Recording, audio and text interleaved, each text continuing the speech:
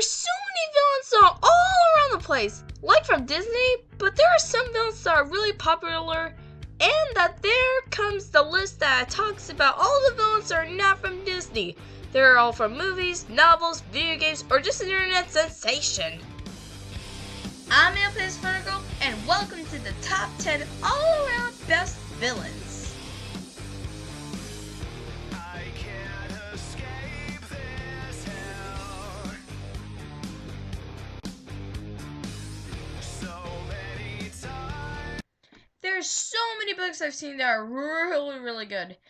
Especially when they turn into novels, then to comics, and then to movies. But there's this one film that let me just say that has a villain that I pretty much have a really bit of a relationship here with.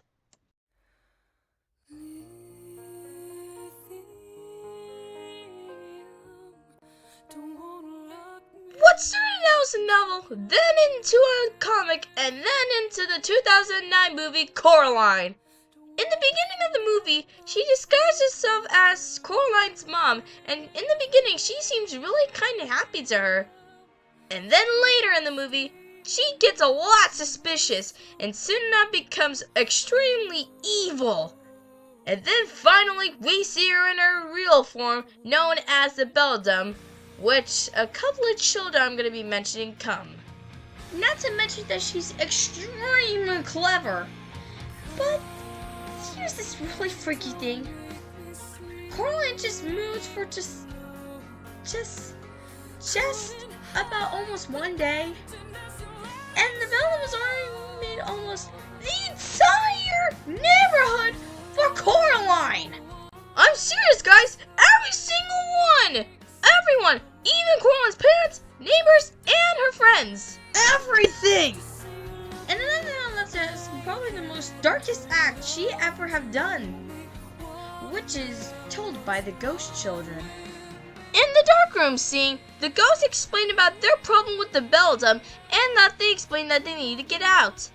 But then they realized that they couldn't go because their eyes were missing because of the button eyes. And in order to be set free, they had to get Coraline to get all three of their eyes, so that way they could go to heaven. But then later in the movie, when she retrieved them, they were set free and went off into the heavens. That certainly is very sad for the ghost children, but there's another scary flaw about her that I pretty much... The guys who are in the book, she looks a bit different. Version. I mean, look at her. She's a lot scarier in the book. Look at her. You see how freaky this girl can be? I can just show you every single picture I've seen that looks a lot scarier. But that's it for that. One more thing I want to add is probably the one rival that she hates, which is the cat. Cat who can talk only in the other world seems to know a lot with the Beldam. And then soon enough, he helps Coraline get out, get the eyes, and soon enough, he pretty much just goes alone. Although she was extremely clever, the Beldam is a lot powerful now. That's it for her.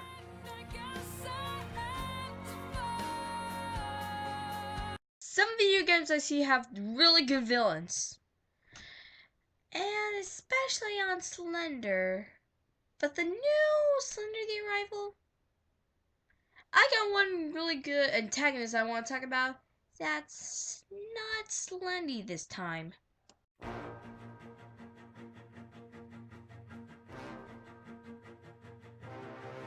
gonna make it bend and break. The only proxy that who you have to be careful of, because she is extremely freaky.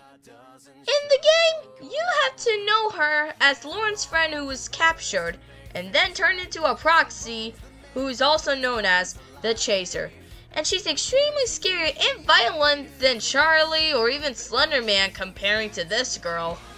Yeah, I know she's just a background character, but hey, what you gonna do about it? But hey, not only is she one of the antagonists in Slender the Arrival, but she's also the person that you play as in Slender the 8 Pages. Believe it or not, She's the one that you play as in Slender the 8 Pages.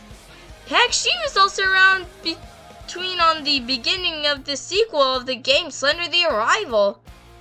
But her description mostly came from another one, but one of them or mask was coming from Masky. But the most description one about her was coming from none other than Jeff. White hoodie, pale skin, black hair, black pants, and black boots. And pretty much, Kate is none other than the creepiest proxy in Slender Man history.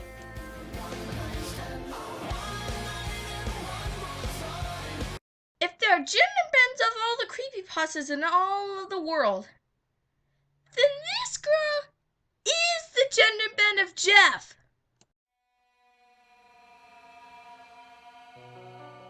In the creepypasta Jeff vs. Jane, she appears in her debut when she pretty much wanted revenge and that she was finally able to fool him, but then made her demise. And pretty much they explain about why she wanted revenge on him in the creepypasta Jane the Killer, The True Story, which explains about why she became like that in the first place.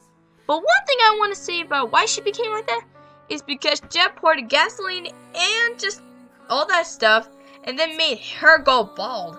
And surprisingly, he actually gave her the wig, the dress, and her mask, including the knife that she used against him.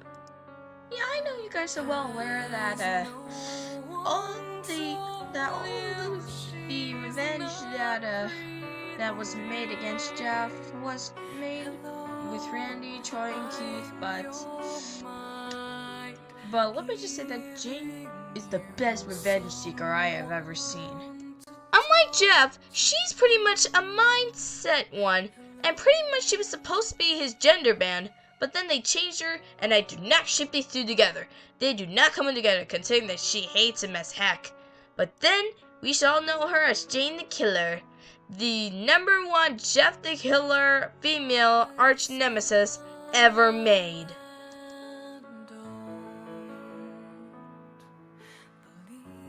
There's so many people I've seen that are really good, not to mention that can do a lot impossible things, like survive a fake death.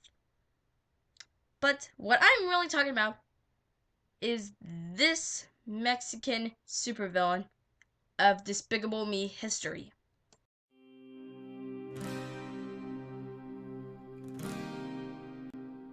Years ago, there lived El Macho, a Mexican supervillain who faked his suicide by riding a shark with many dynamite on him into an active volcano and soon became Eduardo Perez, the owner of Salsa restaurant in the mall, and soon became the father of Antonio, who was Marvel's first love interest in the second movie of Despicable Me.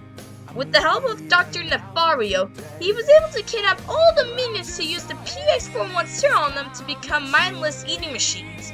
And he used the same formula on himself to kill Gru, but then was knocked out by one of his fart guns.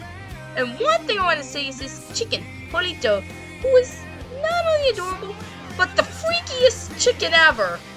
Though he's not my favorite, he's a lot better than Vector in every way, known to be Despicable Me 2's El Macho.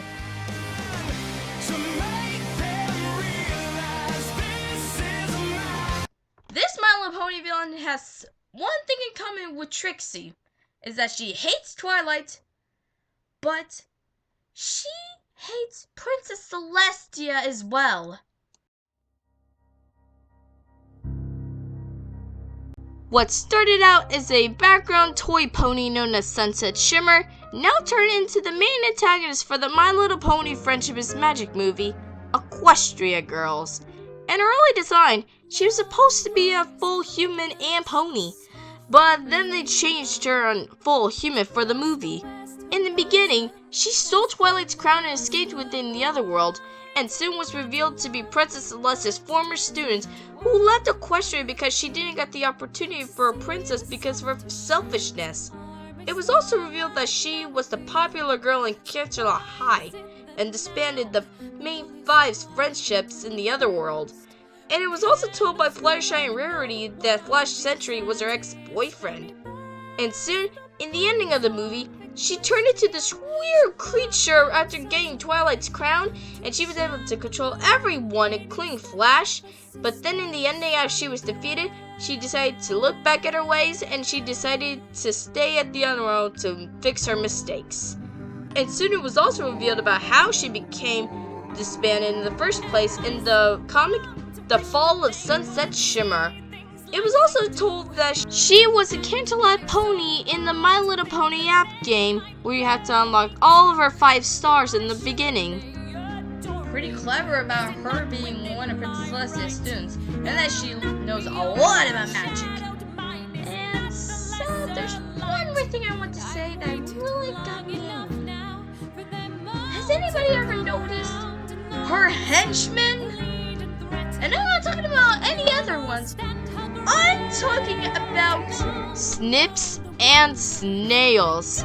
Coming from Trixie and now to Sunset? Wow, they have a henchman reputation. Even though she's no longer a villain, Sunset Shimmer is one of the most popular antagonists in My Little Pony history.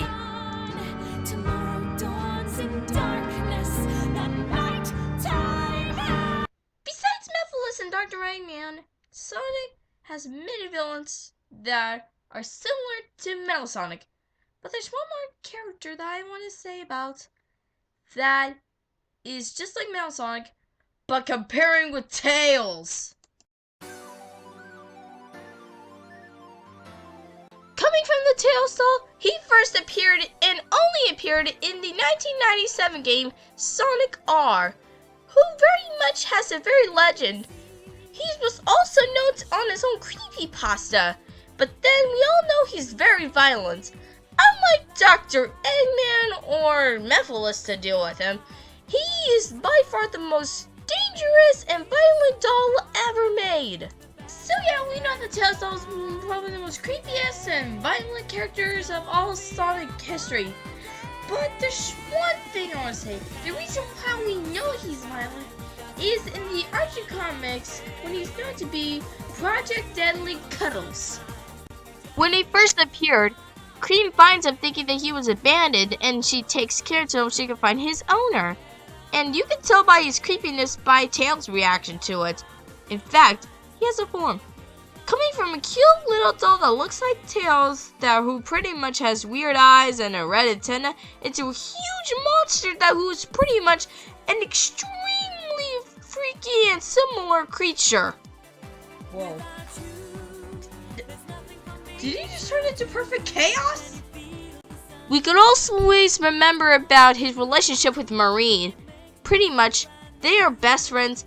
They met each other on a little bit of a tragedy, and pretty much, you could always find them in the Summer of Sonic conventions, especially when it comes to the beginning of the videos.